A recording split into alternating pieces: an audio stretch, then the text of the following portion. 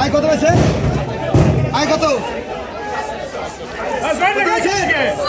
পাইকার কি আছে?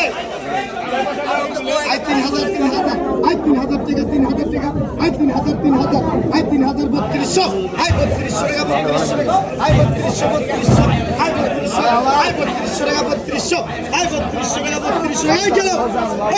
এই পাইকার কি গেল?